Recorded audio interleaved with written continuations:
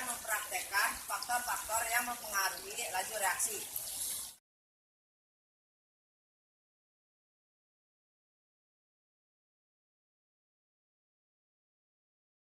Nama saya Iqbal Suryadi.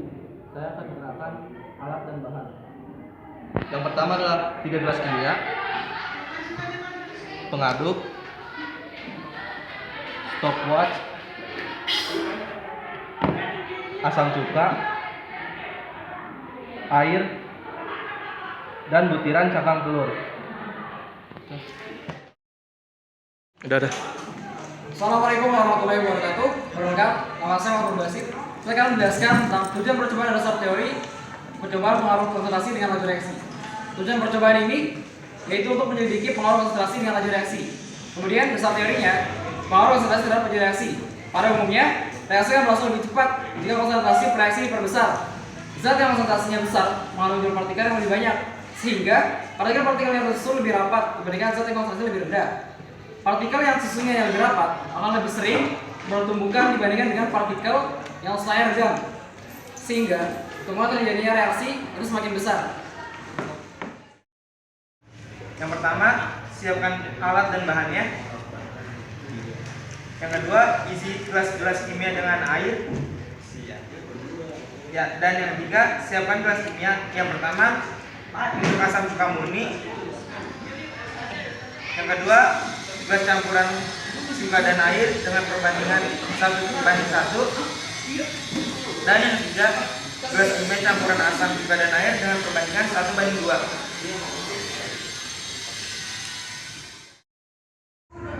Saya Muhammad Basit dan Bagas Reza, kami berdua akan mempraktekkan pengaruh konsentrasi dengan laju reaksi. Nah, pertama, karena kita harus menyiapkan bahan-bahan ini. Bahan-bahan itu ada cangkang telur, air, dan cuka.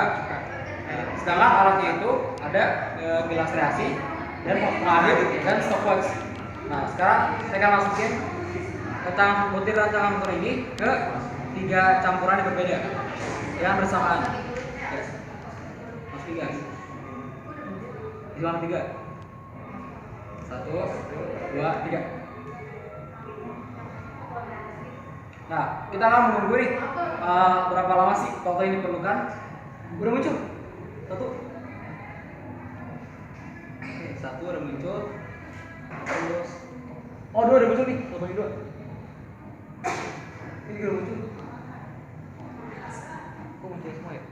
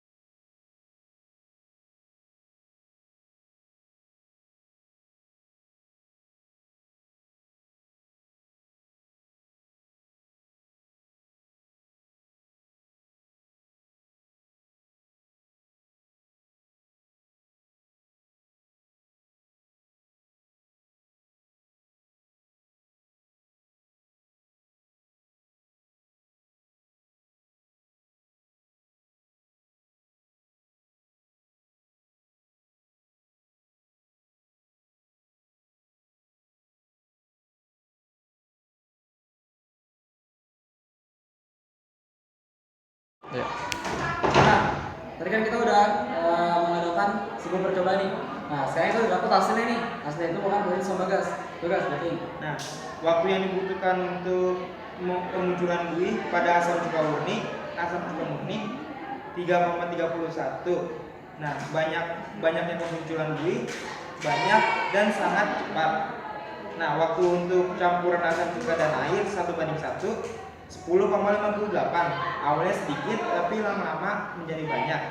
Waktu yang dibutuhkan campuran asam cuka dan air 1:2. Waktunya 14 detik.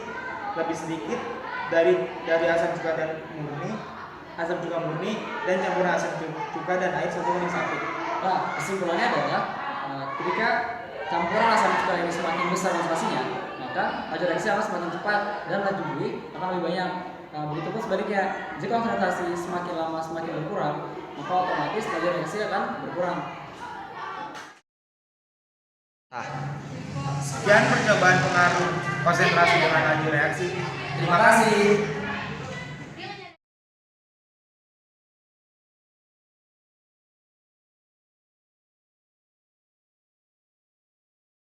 Saya Prima Putra Nugra akan menjelaskan dasar teori.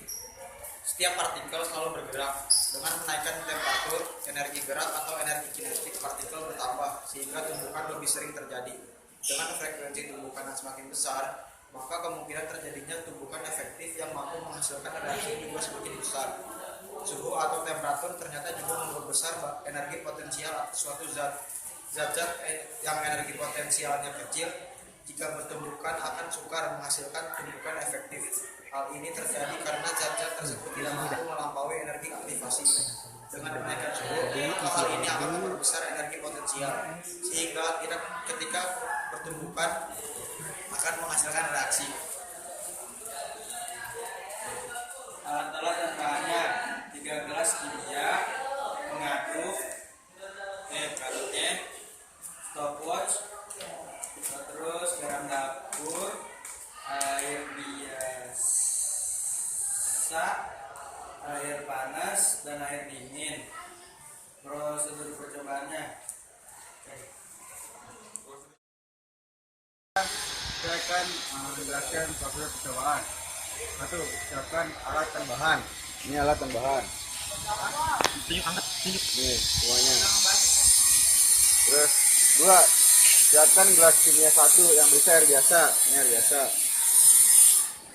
Terus gelas kimia 2 yang berisi air panas. Ini air panas. Gelas kimia 3 yang berisi air dingin.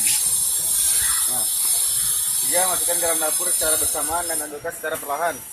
Ini garam dapur, ini pengaduknya.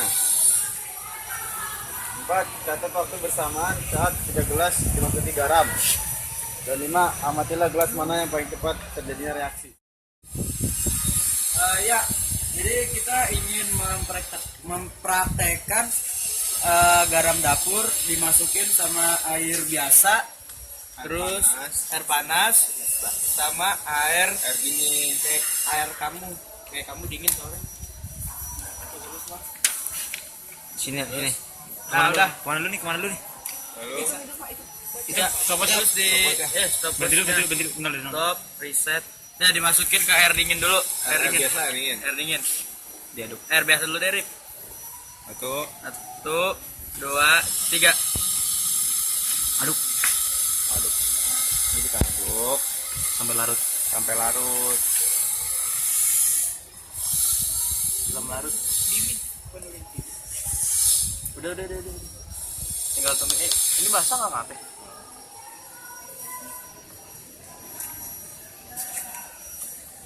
Belum. Masih ada yang berjalan garamnya. Ini waktunya nggak stop. Tunggu sampai larut. Ini kira-kira udah larut ya. Di stop waktunya 40 detik sama 22. Yalah siji anjing. Nah, terus Siapa tuh sih? Terus air panas. kita praktek ke air panas. Waktunya Ya, sabar. 1, 2, 3. Aduk. Ya, ini kita aduk. lepas. Sampai larut. Masih ada butir-butir.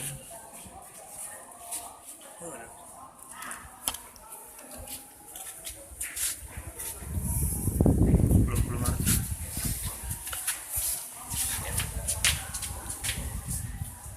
Kunci motor gue mana ya?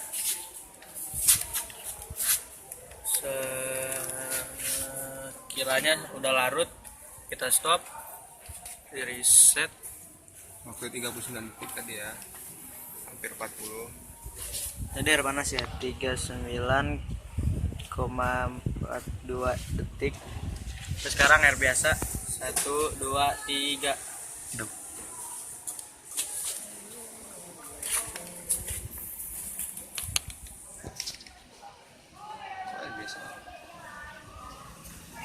ngumpul dia.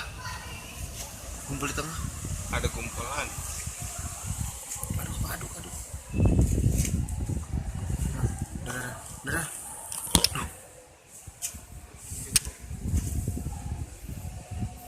Larutnya lebih cepet ya biasa.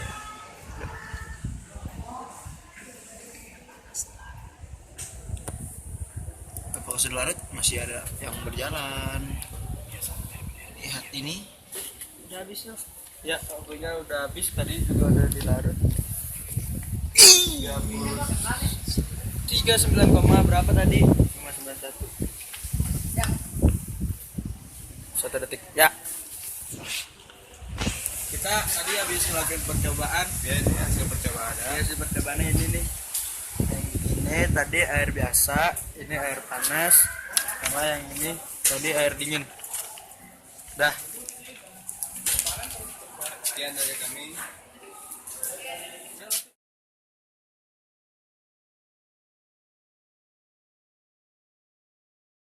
Pengaruh luas permukaan bidang sentuh dengan maju reaksi.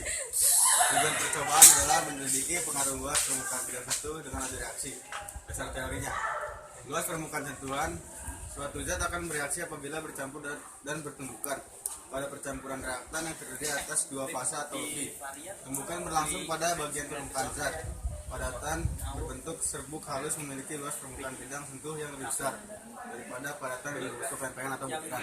Semakin luas permukaan partikel, maka frekuensi tumbuhan kemungkinan akan semakin tinggi sehingga reaksi dapat berlangsung lebih cepat. Alat dan bahannya adalah 1. 3 gelas kimia. Nih 3 gelas kimia. Terus 2 stopwatch. Stopwatchnya pakai HP. 3 tablet vitamin C atau redoxon.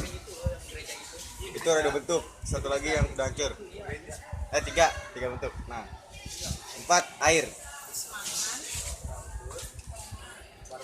5 ini pengaduknya.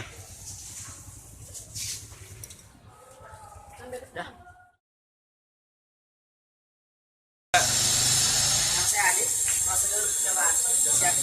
Yang pertama siapkan alat dan bahan. Yang kedua isi masing-masing gelas kimia dengan air.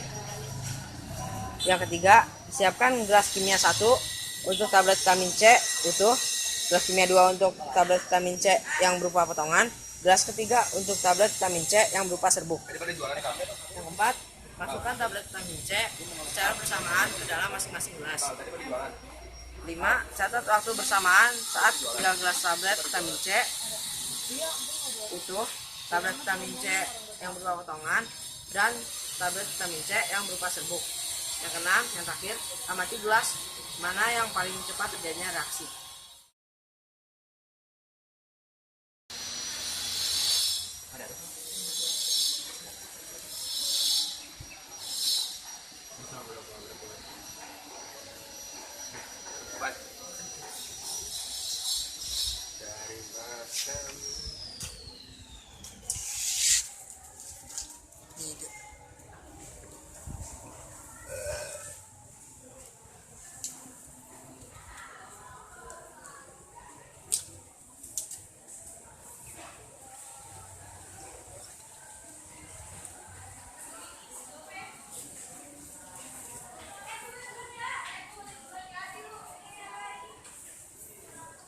Video stop dulu dah. Ya, ini udah Dikit lagi. sedikit larut.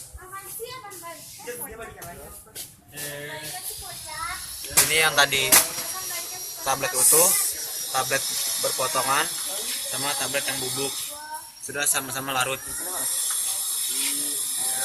Jadi ngasih waktunya nih. Ya, yang ini udah larut.